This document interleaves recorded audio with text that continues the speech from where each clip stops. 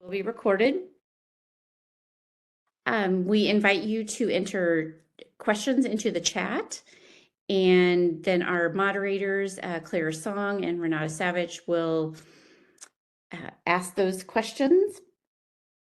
A couple things to have on your radar for the Women in Neonatology. There will be a happy hour get together, details to be determined on the Saturday late afternoon, early evening of PAS. We will have a program at NCE, which is on the Sunday of NCE in Orlando, September 29th. Our next webinar will be May 16th with Gina Geis on coaching. And then on June 5th, there is a book club that the mentoring program is going to sponsor, and everyone's invited. The book is Letter to a Young Female Physician, Thoughts on Life and Work by Suzanne Coven. So if you have questions about that, let us know. Feel free to type in your name and your location and something favorite in the chat as we get to know you. And again, as a reminder, today, since we were talking about allyship, we have invited some of our male colleagues as well. So welcome, everyone, and we will make sure that the recording has started, and then I will turn it over to Clara Song. Hi, everyone. Thank you so much, Dina. Dina, as you know, is our current WIN chair. We are very lucky to have her just starting her term. So today, as she said, we're opening up this webinar to everyone, one and all, males, females, everyone beyond and in between. So thank you for joining. We will record because of the tech glitches here, and with Erin's permission, put it on our Women in Neonatology YouTube channel for later viewing and pleasure. Let's see. So today we have Dr. Erin Marshall. He is a PhD and an associate professor in the Department of Medical Education. He, of course, is an educator and a course director for many different systems: GI, endocrine, reproductive system. He is the director for Medical Student Scholars Program in Medical Education and the co-director for Lifestyle and Integrative Medicine for Everyone, very cleverly acronymed as LIME, the LIME curricular thread. So today he'll be talking about toward gender equity, equipping men and others with medicine and an allyship mindset. In medicine. So I'm going to hand it over to Erin, and where he will pause here and there for, chat or interjections and questions. So please throw anything you'd like to chat about into the chat, and he will discuss from there. Thank you, Erin. Oops. Yes, thank you for the invitation. I clicked the wrong button already. Yes, so thank you. And thank you for that introduction. Yeah, again, my name is Erin Marshall. I call Cincinnati home. I have for the last 18 years or so, and I spend most of my days teaching medical students basic science, but I certainly have found myself, especially later on in my career, getting involved in other things such as gender equity. So, as was said, the title of my talk today is Toward Gender Equity, Equipping Men in Medicine with an Allyship Mindset. And I'll pause here to say that I did very intentionally use the word mindset in my title, because I think becoming an ally, or the label of an ally, is something that I would not, I don't think is appropriate to impart upon yourself. I think it's something that certainly other people can call you, but I don't think is much like fellow or attending. It would be a title that I would describe. So I think the mindset is an appropriate framework for this context. So at the end, as with any talk, you give some learning objectives here, and I since I'm an educationalist day in and day out, I can't help myself, but we'll define and describe three types of allyship here. We'll provide one example of each and apply some of those allyship tools to the home and work environment, and also, importantly, describe some cautions or inappropriate applications of some of these allyship tools we will talk about today. Oh, and I forgot to say what I love. I'm going to cop out and just say my favorite book right now happens to be the one I'm listening to on audiobook, called Start With Why by Simon Sinek, who's someone I also follow on Instagram. And food-wise, I eat literally everything. Okay, so first of all, I just want to start out by saying thank you. Being able to give this talk to any group of people is certainly something I am appreciative of, and it's part of my personal growth journey. So I just want to thank you for the invitation and the opportunity to present. As such, this talk is informed by my lived experiences. My lived experiences are, of course, heavily influenced by my visible identities. I'm a cisgender white male man, and I acknowledge that comes with a majority status and a certain privilege. I acknowledge that in terms of some of the data or the narratives and recommendations I present herein, it's kind of coming from a system that really mostly acknowledges and recognizes binary sex and gender. But to that end, there are aspects of this talk that may or may not be relatable to people from gender diverse backgrounds and whose lived experiences are their own.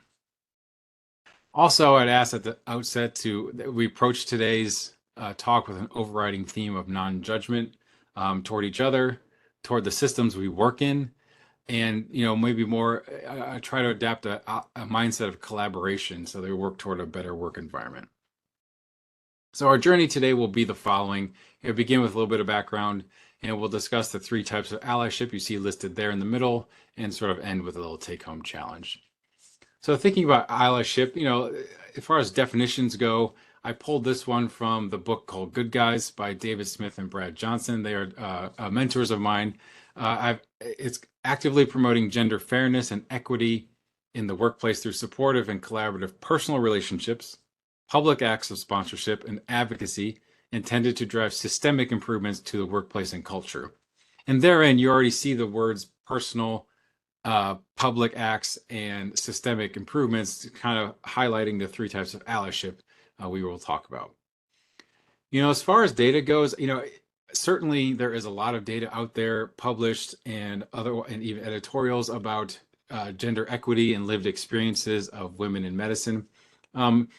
I have some numbers here that sort of just illustrate what many of us know as the leaky pipeline phenomenon, where there could be the representation of women in certain ranks of careers kind of diminishes as you go up the ranks. And I'm not here, and in fact, this will be the only real data I show because I'm not here to really talk about that. Albeit at the end of the talk, there is a QR code to a shared folder on OneDrive that I've made publicly available that you can click in. There's a lot of resources in there, and I'm always adding to it when I can or when I get time to. So that's a place to go for data if you need. But I will say that the first time I saw data like this, this or other kinds of data, I immediately thought like a scientist. That's how I'm trained. And I sort of beginning rationalizing or hypothesizing the reasons based on my own lived experiences of working with other women. And you start to think that maybe this is a temporal problem, hence the pipeline just needs to be more full and give time for people to work their way through the system. That's proven not to be true. We've had parity or equity or in people entering medical school for about 40 years now, and so that is not and really part of the explanation. And I think where I failed initially myself, even failed trying to understand this, I wasn't asking about the equity and experience for people, not just equity or equality or whatever in numbers, but equity and experience. And even that the discussion around that led me to adopt this game of life analogy you see illustrated on the screen, where we have, if you're familiar with the game of life or the board game, you kind of work your way through the game. You're a little car loaded up with people along the way. And here I just illustrated 4 pieces of the game board as milestones in, sort of prototypical, maybe academic medicine career, where residency match, family planning that comes at some point, perhaps for some promotion, leadership roles, and ultimately the sum of the data that's available in my shared folder and other places would show that, for the cis man, there's kind of a linear progression. So and for the cis woman, you see my car kind of bouncing all around. And that's sort of my summary of some of the data. What I like about the data, the qualitative data that's out there, and really one concept I've really adopted in this space is the idea of what's called data storytelling. That's what's illustrated by the Venn diagram on the right of the screen here, where you have your data and you have your visuals that represent the data. But what often is lacking in discussions about gender inequity and how to correct them is the narrative. And the narrative comes from, I'm going to offer tools today that allow one to gather the narrative in their immediate workplace and beyond, so that you have, because what the concept of data storytelling is that you need all three of these elements to drive change. When you only have two, you sort of lack, especially when you only have data and visuals, you are enlightening people, but you may not drive change. And some of the assumption that may be, I would say scientists fall into, that all you need is data and visuals, is on the flawed assumption that these business decisions, you want to think of it that way, are based solely on logic and reason. And so the power of the narrative gets you sort of the data you need about the equity and experience for women in medicine. Another fundamental thing I really like to emphasize is mindfulness. Now, it's kind of this part of my lived experiences and my journey, and even the reason why I find myself talking about this subject is I engaged in a mindfulness journey at some point in my past, and mindfulness has been what I will call a gateway skill toward allyship. It does, if you're familiar with mindfulness, you're probably familiar with it being promoted in the workplace as a way to mitigate stress and reduce burnout, et cetera, et cetera. And certainly it has that power, but I would also offer it is a way to exercise your mind. Because when you read about and understand mindfulness, it is what it's trying to teach you is to be very present in the current moment, be aware and accept what's going on around you. And in doing so, it activates the parasympathetic nervous system. I'm a physiologist, so I just can't help but mention something in that space. And what it allows you to do is kind of be aware of the inequities that may be occurring around you that you would not otherwise have noticed. And I can give a highlight example where, even just a couple of months ago, I remember being in a meeting, and there was a moment where the very somewhat classic example of a leader who was at a meeting was repeating something that a female colleague had said, or maybe actually I had done this without attribution to that female colleague at the table. And I very distinctly remember, and because I've established some trust with people I work with, the colleague approached me and gave me some feedback in that space. And I think, ultimately on a reflection, that particular meeting, I was actually a little anxious and even had some underlying things going on that I was ready to jump at some opportunity to speak, and was just not being mindful of what was going on around me. So I really highlight mindfulness as a gateway skill toward allyship. And while we're talking about gateway skills, I should say that gender allyship in itself is a gateway skill to other areas where there are minoritized populations that may not be represented or may not have equity and experience in our healthcare system. Women of color, especially, as is shown on the screen. Also, people of neurodivergent, physical, intellectual, or psychiatric disabilities would all be, arguably all be marginalized in academic medicine. So there's an allyship, this slide is to kind of introduce the idea there's an allyship continuum. I don't, it's okay. I don't love it, but I would say, apathy or lack of awareness are some of the contributors to men not being or adopting an allyship mindset. Whereas allies, really seek to understand the everyday experiences of women in the workplace and how stressors, roadblocks, and dilemmas may be different than your own lived experiences. And, even with an awareness that sometimes education or seminars like this can bring, to go from an awareness to an active state and then onto an advocate state, sometimes men, in my experience, get stuck in an awareness state because of that, uncomfortable word privilege. And it's very easy to slip into a defensive posture about that word. And I would, my offering to men has been, use your privilege for good. It is a tool. To try to pretend like it doesn't exist or not acknowledge it is not really helpful. It's really to acknowledge it, and then to also use it as a tool for good. And that can help you move into a more active state and kind of get unstuck from just being aware and not knowing what to do. So there are three types of allyship, and three crucial elements of authentic allyship. Sorry, this is not animating correctly. There's missing one. There is the interpersonal, public, and systemic allyship. Now you see these illustrated as concentric circles, and their definitions are on the left there. And I offer that the circles are not intended to denote importance, interpersonal being the smallest. It's really maybe more of a progression or a process, step 1, step 2, step 3, if you want to think of it that way, not to be confused with the USMLE exams. But at the center of the circle, I put the word why. Why is really a critical first step for you, the individual, and I would speak to males especially in this context. It should be unique to you as a person. That why word could be reworded to what is your motivation for being involved in gender equity? Because you may be asked, and will be asked, if you, especially if you engage in some of these public acts of I will talk about in a minute. It also can be very impactful to share your why, but you also need to be mindful of the context, the people you're talking to. And I would also offer a word of caution about your why is to distinguish your why from the idea of where or from whom you were inspired by. Because you can imagine how it may land in certain people if your why is, well, I have daughters now, and I just want them to grow up in a world that allows them to succeed as I have. Again, that's a lovely thing to have been inspired by people around you, but just be mindful of how that may land. So the 3 allyship types of allyship talk about interpersonal, public, and systemic, and we'll start with interpersonal allyship. So the goal of interpersonal allyship is to develop and sharpen your gender intelligence. It's a cute phrase, of course, a GQ, but it really there is some elements to it that I want to highlight. One, I would always start by self-educating. There's plenty to read on the subject, webinars like this one, and really it's not her job to teach you about what it's like to be her.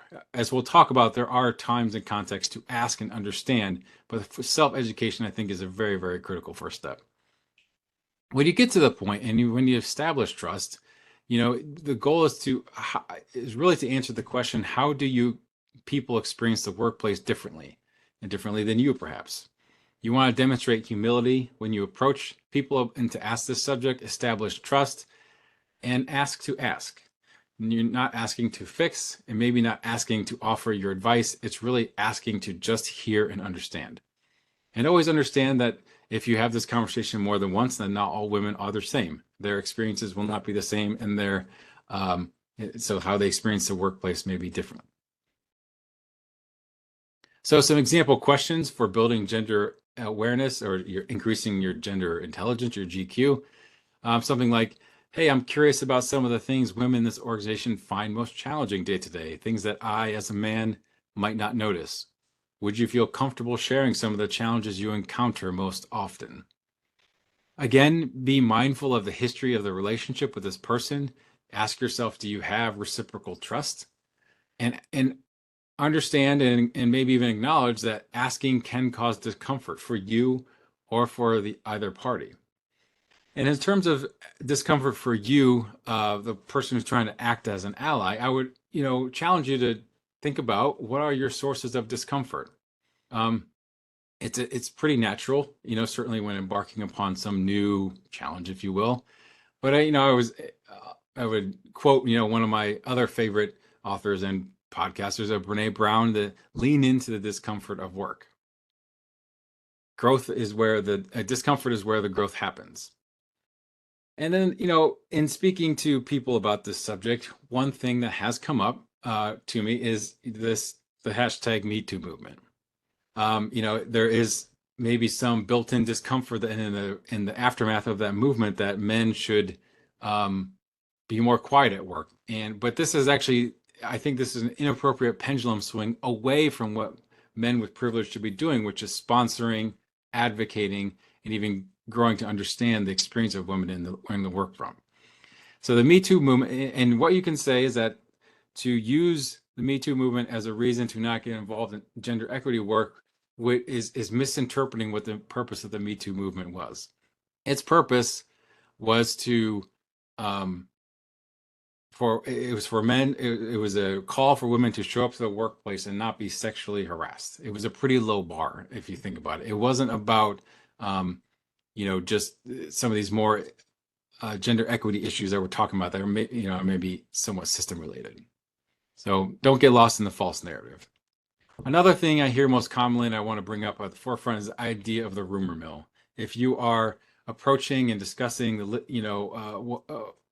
the environment for a woman in the workplace, just be aware, that this can be a thing, but get out in front of it. Make gender equity part of your brand. Be transparent. Think about where you are as in this picture as opposed to something like this, and just be aware of the context in which you are meeting with someone. And so think about that. And by all means, do not flirt and do not call anyone your work wife. So regarding interpersonal allyship, before I talk about some cautions, this is part where I think some chatter in the chat box would be welcomed, and anyone want to read to me what's in that, because I can't see it, unfortunately, in the presenter mode. But here's a scenario that relates to interpersonal allyship. A group of 5 faculty, let's say 4 males and 1 female, are facilitators for a small group teaching session for a class of students. Pardon, that's, education is my day-to-day out role. And this group of students is roughly 50-50 female, which is very common in medical school. The female colleague mentions an important impending deadline, but also expresses a desire to not miss this teaching session. What is the opportunity for allyship in this context? I welcome any thoughts.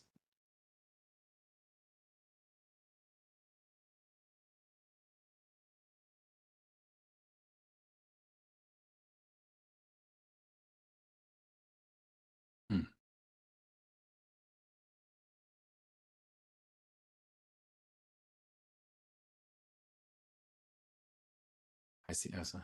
See, Alexis says one option would be to reschedule. That's good. But perhaps let's offer the, let's let's say it is a permanent thing. And to be clear, I've made this a very, very subtle example on purpose.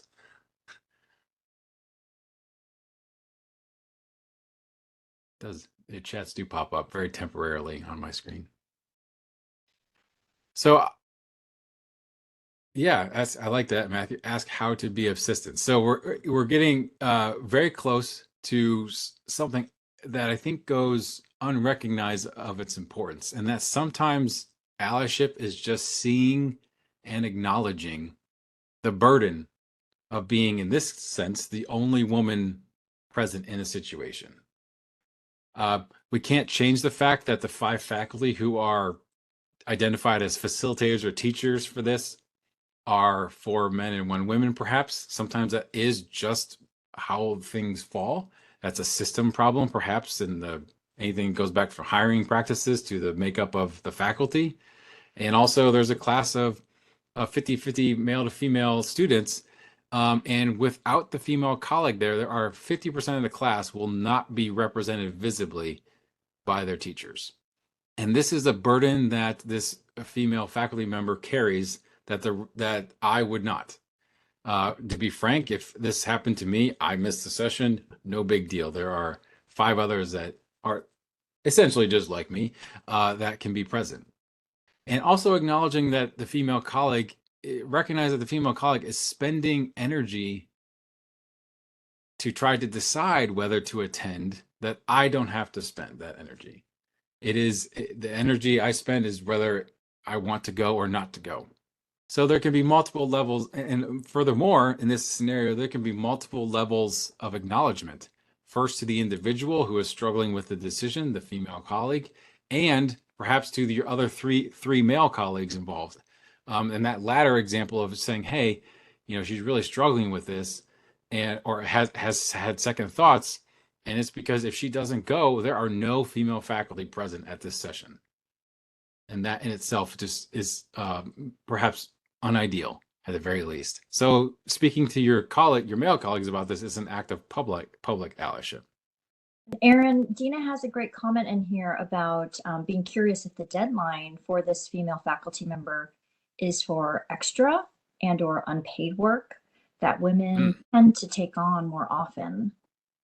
Yeah, oh God, that comment is loaded, and I appreciate it so much that yes, certainly I'll acknowledge part of that comment, that service to an institution often is disproportionately represented by women, female colleagues doing that work. And yeah, you could put you in this scenario, it wasn't explicit.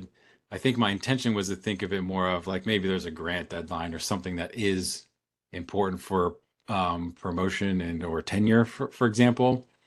And in that context, the colleague is just the female colleague is struggling between being the only one, which they want to be present for those female students, and this other thing. But yeah, no, it's an excellent point. And there is another comment from Marilyn about offering a substitute. Like, how realistic or reasonable would that be for either us or the male allies to offer a substitute? And by substitute, a person or Maybe both, maybe perhaps a substitute person or an alternative situation that can sure, engage. sure, yeah. I mean, certainly all those are would be both of those would be um, options. Given some pre-planning and things like that. But yeah, yeah, no, I agree. All those are good options, and you know, I think partly my intent was sort of to provide like a we don't have an option sort of scenario here, and there's nothing. This is one of those situations where the system Mhm. and the option for having a substitute, if it's not available, and that's sort of a system problem. You as a male ally, you can't own what is wrong with the system per se, Mm. but just acknowledging and seeing that to your female colleague, and again maybe to your other male colleagues, is an act of allyship. It's Mm. Thank you. yes. But I would offer that, systemic allyship and maybe using this as a catalyst for your own self to get involved in the other types of allyship, which we'll talk about next, would be something that could occur as well. Okay. I do have some cautions about interpersonal allyship when you start to think about it and think about having these concepts or these conversations, excuse me, with your female colleagues. One is the idea of be aware of benevolent sexism. This is things that sound traditional or chivalrous, but actually undermine or connote fragility or inferiority. Things like you're really articulate or smart and deserve respect, or things like as a female doctor, I just put you up on a pedestal. Or it would be great to have you be point person on a presentation, but we understand that you have kids and we know you're already too busy. So again, they may traditional, maybe the intent was chivalrous, but I think the impact is much more insidious in that it's undermining or even sort of assuming inferiority on the colleagues. Another caution or awareness I would want people to have in this context and is be aware of agentic versus communal language. Agentic words are words that describe an individual's power to control their own actions and destiny. Things like competent, analytical, dependable, articulate, confident. These are decision-oriented words. And there's a whole host of literature about how these words are used much more often to describe male candidates for something, whether it be males, medical students trying to apply for residency or other kinds of things. Communal words would be things like kind, collaborative, helpful, cooperative, compassionate. These are relationship-oriented words that tend to be applied to female candidates in similar positions.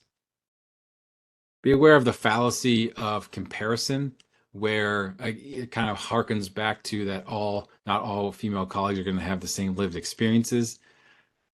Be aware of the prove it again phenomenon. This is another thing that's fairly well published, that women tend to have to prove their competence over and over again, where there is a certain presumption of maybe subconsciously or implicit, maybe it's implicit bias, assumption of competence for men who look quote unquote the part.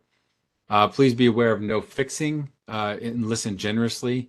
And again, this goes back to trying to adapt a mindset of allyship, not a title. And this, you're an ally when she calls you an ally.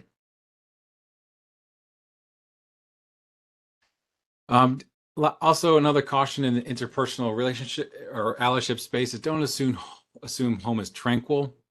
It sometimes there is when you develop these relationships and you're maybe a confidant of someone, you can start, it can be very tempting to say, well, we all get to go home at the end of the day, so work is bad, but how about this, and to make that assumption, again, in itself is just an assumption. You want to be aware of that. And while we're also talking about the home space, I think it's important to deliberately role model allyship for your children if that applies to you. Support your partner's career without reservation. And something else that's also relevant is to consider what we call a household audit. Certainly highlighted and amplified by the COVID pandemic. It was already known that in dual income households, women tend to do twice as much domestic work.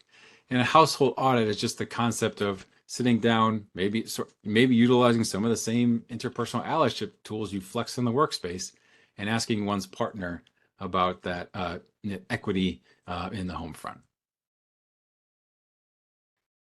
So next type of allyship, talk about is public allyship, and I am mindful of the time. Speaking of that, is to be the goal is to be mindful of daily watchdog opportunities. These things include things such as disrupting biased language. Some examples listed here, and to sponsor women colleagues when possible, and also to provide a sense of normalization. And I'll speak to what that is in a minute. In terms of disrupting biased language, we've already talked about benevolent sexism and what that is. You can sort of, in increasing order of severity, there's non-inclusive and patronizing language, such as guys, girls, man up, that kind of thing. Sexist and prejudicial comments, you should smile more. What are you guys gossiping about? When you're going to have kids?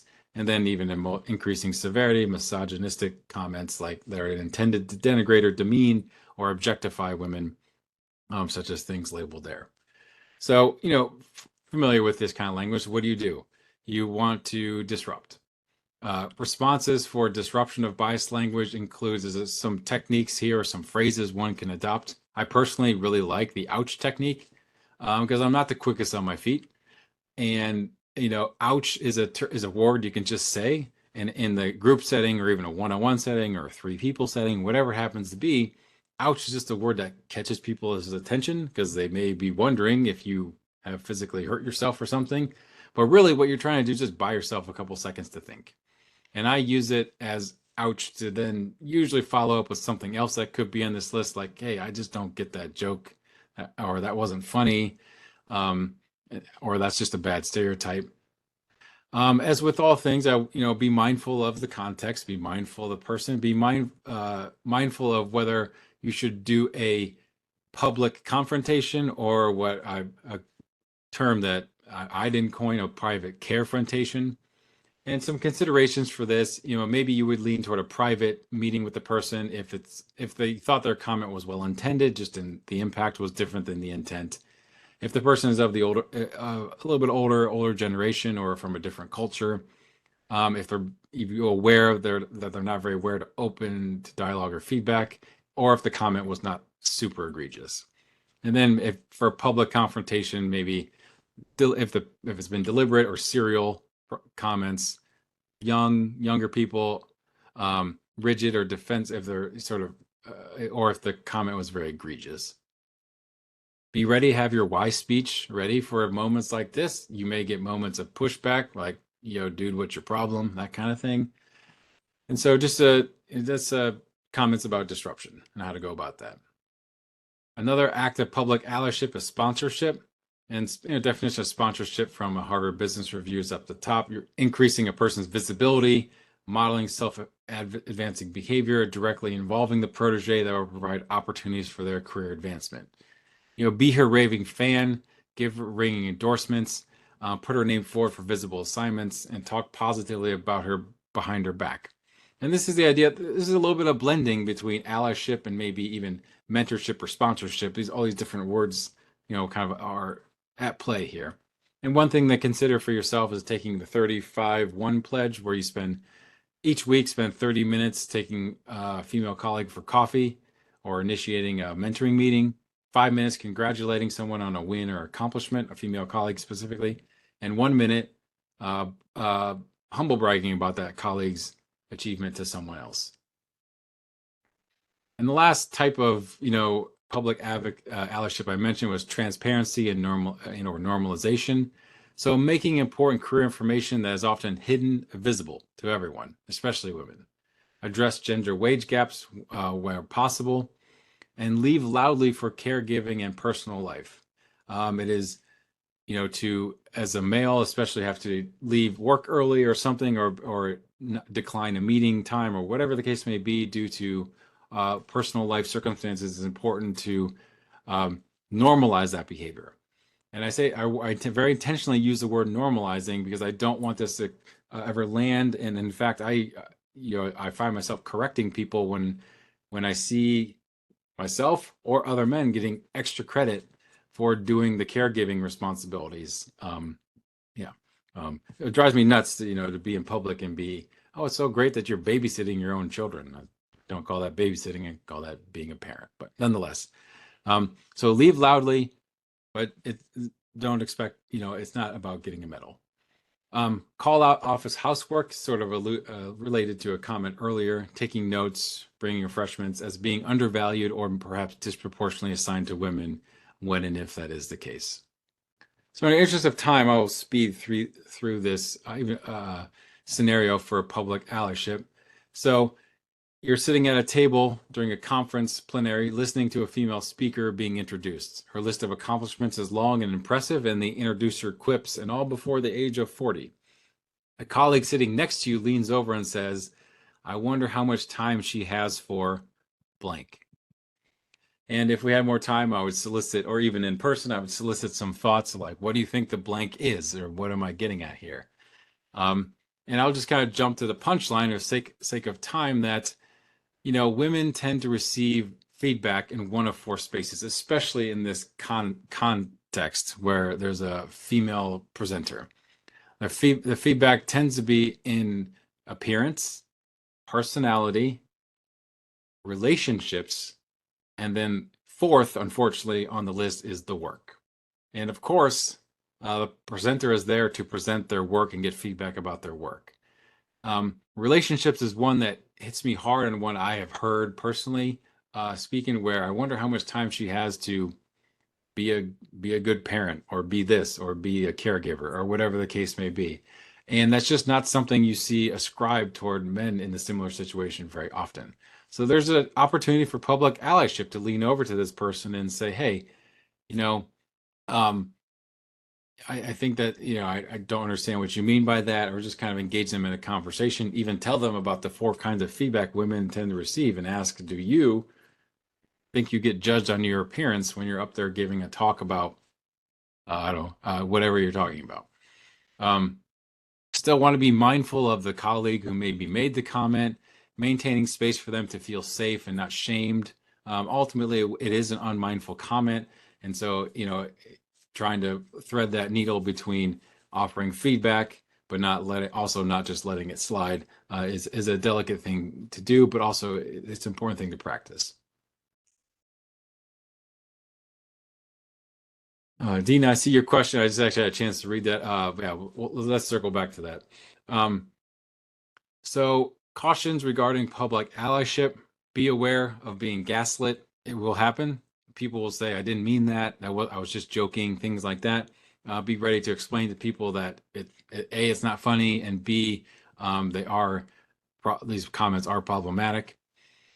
Get comfortable with the expression of emotion. I'm a really big proponent of not letting someone's, what may be either body language or tone of voice or even expression of emotion on their face, get in the way of having a fruitful conversation. I am personally not afraid of tears in the workplace. Maybe I'm alone in that context, but it does not mean that what is being said to me or being said about a situation is wrong, or is just coming from a place of emotion. There's often, I will say, a important underlying message in there that cannot get lost.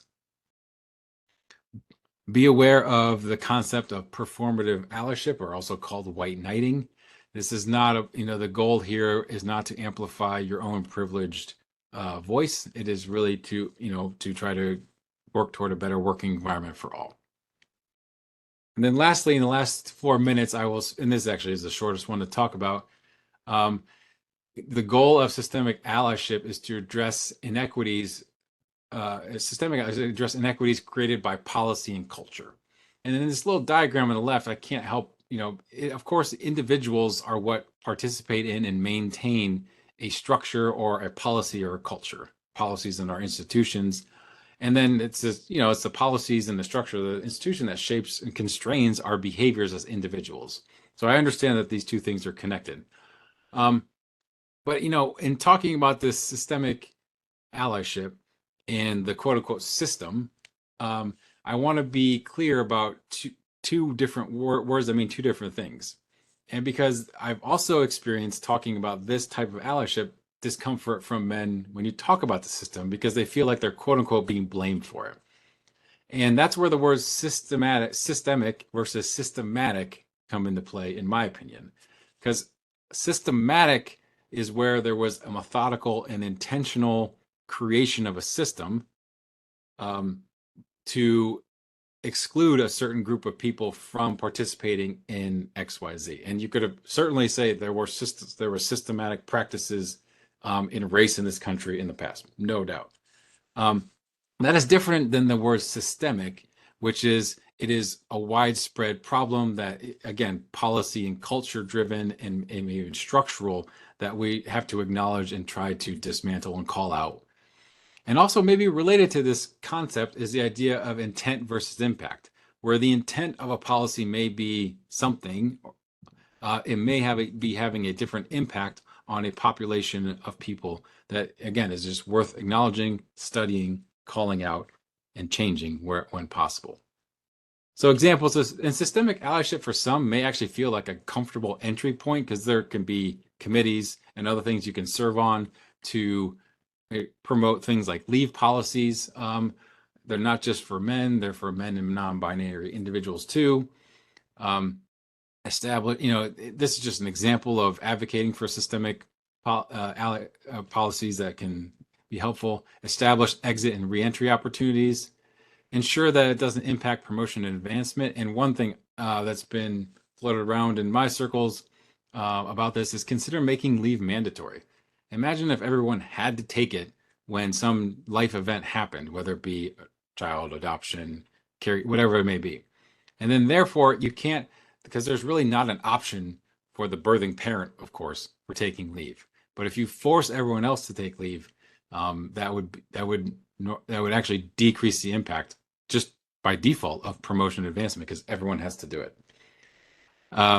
And I'm not an accountant, so I imagine there are implications for that, but I leave that to them to figure out.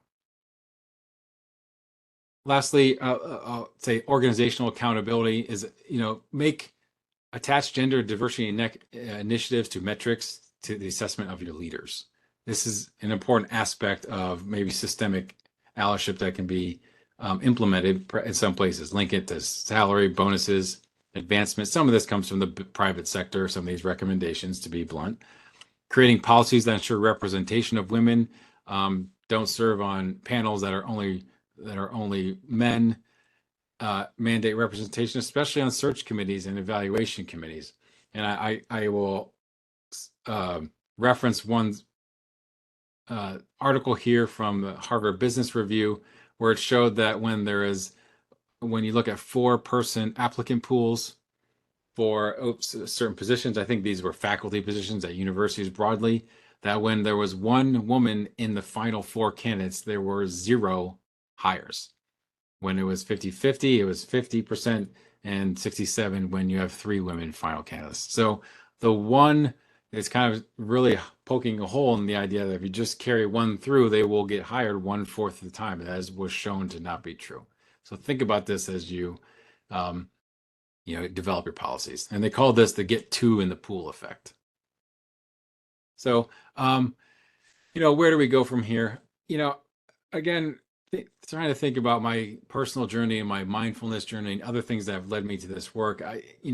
Some of it in that idea of data storytelling and really putting value on the narrative of people's lived experiences. If you begin with the idea that I see you and I believe you, and that's a very powerful message to be in. You don't need to show me a bunch of data from your world. I believe you that your experience has not been equitable to mine. This is a very powerful place to start. So kind of summarizing the things we talked about, you can incorporate a mindfulness practice. I think that's a really good start for some. Ask women, a female colleague about our experiences. Consider household audit if you want. Disrupt an inappropriate comment. Sponsor your female colleagues. Advocate for equitable systemic policies. Just something you would take away from this. Please feel free to impart any of those ideas. Here, as promised, here's a QR code that I believe it should be publicly available OneDrive that has a whole bunch of articles in there for self-educating should you be interested. And again, I'll try to leave a few minutes. I'm happy to stay a few minutes over. I do not have anything at 4 o'clock or at the top of the hour. And I'm happy to take any questions. And I will stop sharing my screen in the meantime. So, Aaron, I'll start with something that came up with the chat, a couple of issues. One was how should women respond to the gaslighting that we all, hear back, oh, you're just being sensitive, or, no, it wasn't really meant that way. And it's just sort of, cuts by 1,000, death by 1,000 paper cuts kind of thing. It's just that gaslighting. Suggestions on how we could respond to that, especially to our male colleagues. Yeah, I mean, it's immediate, that kind of reaction is often an immediate recognition that the person is not even in the awareness phase, if we want to go back to our continuum. So you have to keep that in mind when you're talking to them. And, for those, I have found that open-ended questions are often great, speak from a place of curiosity, or I say, well, what do you know about gender equity in this space? I mean, to deny something you have no knowledge about is an interesting approach. And just that I tend to pepper people with questions when they're in the state of maybe not even being aware and even apathetic to the idea that there are gender inequities. Because to just start listing off your knowledge or to do something in a summarized fashion like I did here would not likely work. So it's a grueling process to think that you're not going to have a big impact in that moment, but just to ask questions and hope that the seed gets planted and say, hey, and if you have a resource like, hey, you know what, I can understand without having talked to a lot of people, you could have that opinion, but here's the resource if you're interested in learning a little bit more about this person really represents a version of what it's like to work in our field as a woman. Thanks. Uh-huh. We have another one about how women are addressed in formal meetings, which is often by first names when men are introduced by doctor, so-and-so. Sometimes when it's been brought up, it's been dismissed as either too formal or being too sensitive. And it is often seen from us as a power move by other female leaders, maybe nursing leaders and such. Any strategy to respond to that? Yeah, I mean, I've heard people, I think it's certainly the safest bet to just adopt a mentality of introducing everybody by their formal title in those settings. Now, there are people who have told me, men and women, frankly, that they like the informality of their first name. That's maybe a comfort zone from them. I just think, consistency would be key. I mean, to witness the Dr. So-and-so, Dr. So-and-so, and then Claire would be a problem. And I've actually seen that live once, and I just, it wasn't the most, I think it was a public act of sponsorship, but I think it was probably lost on some who weren't aware of it. The person they reintroduced themselves as Dr. So-and-so, or someone else chimed in and, in a way that it was their turn to talk, and with a little bit of tone, if you caught it, reintroduce the person as Dr. So-and-so. So, I mean, when it comes to people, you sort of imply there's some gaslighting maybe going on and that this is not a problem. And I don't know, it's hard for me to understand when people have a mentality that they just disagree with your lived experience, I do struggle with where to go from there, other than asking a lot of questions. Like, why is my experience not a data point for you? It should be. And frankly, it is. Um, yeah, so I kind of almost referenced my previous response into that, denying that this is the problem right now. I just want to dig a little bit deeper on the addressing between the female leaders, maybe Sure. and as the physicians. The physicians, we seem to have a pretty natural title, Dr. So-and-so. For nurses, I don't know of an official title that I could, or prefix that I could give them. Could that maybe be, I don't know, a way that to address this? That's how I have felt sometimes, that since we don't call them CN Smith Right. or Nurse Smith or Mrs. Smith, I'm not quite sure, but anyone chime in on that? Yeah. I mean, feel free to chime in. I guess I would. There's always one opportunity to ask someone how they want to be referred to. Of course, as a fix for a lot of these things. I haven't thought so much about the interprofessional aspect of this that you're alluding to between physicians and other healthcare practitioners. Certainly, there is some background in just physicians always being referred to as Dr. So-and-so. I follow that. I'd have to reflect on that more, to be perfectly honest. Yeah. Renata, any other comments come out to you? Because we've got a ton of comments. Yeah. So another, just comment I would make for those of us who are married to very aware men, pull them in. And, many of us have men in the medical profession as well that we're married to or partners with. And I think they can be really powerful allies if we talk about these things over the dinner table and just make them understand what we're going through. I know my own husband's been very strong advocate, and he's really been a great mentor for women. So I look in your own background and your own neighborhood to see who can interact with the larger medical field to help out. But and I think for those of us that have been in the field for a while, we women, we need to be modeling for other women as well. And certainly, as you said, Aaron, the men need to be modeling as well. But I think we need to remember to do our own point, because sometimes we're equally guilty. But we're certainly going to had recorded this, and we're going to be sending it to all the men in our neonatology field so that they can just be reminded about these things. And Sure. Great topics.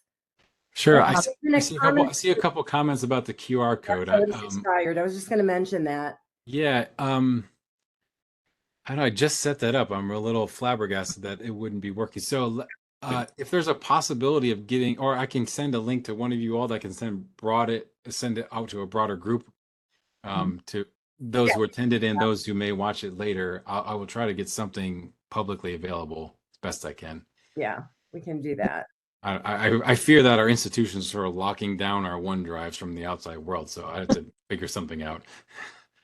I'd like to conclude with my favorite comment. Absolutely. Wait, Aaron, you are good looking, especially at your age. How maybe would you respond to that? A little irrelevant, but thank you. I guess I should. Meant facetious. And cameras do wonders. Mm-hmm. Yeah, just that is very much a part of our lived experience. So, any on how to respond to that would be great. Yeah. No, I can appreciate if it's done in jest in the context of what I was saying about people being evaluated. I love the joke, actually. And Aaron, I just wanted to go back to one of your very first points of, we were told for so long, just wait for more women to get into medicine, more women to get into business, and things will equal out. And as you've said, there's been parity for 40 years, and it still has not gotten better when it comes to salary, leadership, all those things, promotions. And so I think we all need to do a better job of being thoughtful about it. Women need to take some more effort, and we need to get our allies like you to advocate on our behalf as well. Yeah. So we really appreciate that, because at this rate, it's never going to get equal. And we're losing a lot of good leadership and good advocates, women that just are not getting the opportunity. I'm going to misquote this article, and it may not even be in my QR code set. I got to think about it. There was an article I read about a mathematician, economist, someone had done a model, mathematical model at a current rate of changing of certain, I forget what the rank or career milestone was, but it would take until 2062 for there to be parity in some area of academic medicine they were studying, which is just laughable. Yeah. So I'll take a minute to invite Dina back to remind us of our upcoming events, and then to thank Dr. Aaron Marshall, so very much. We were so lucky to have had someone on our team hear him and listen to him at NCE, and then give us the time to rehash all of that wisdom here. So thank you, Aaron. Thank you. Thank you, Dr. Marshall. it's my pleasure. Thank you. That was excellent. And I am confident that this recording, with your permission, will be shared widely, because this is a real issue. And so we really appreciate your allyship. And I have learned a lot today too. So thank you very much. Yes, yes. And you have my permission. Great. And we've got that on recording. Yeah. There you go. So again, thank you everyone for joining us today. We will send out access to this recording, as well as the QR code list of resources. Thank you for providing that. Just wanted to remind everyone again about events at PAS and NCE. And the next webinars will be May 16th, June 5th, and June 12th. So register, and we will hopefully have technical difficulties worked out by then.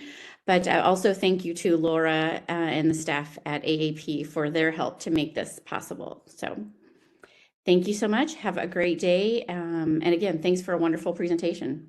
Thank you. Appreciate it. Be well, everyone. Take care.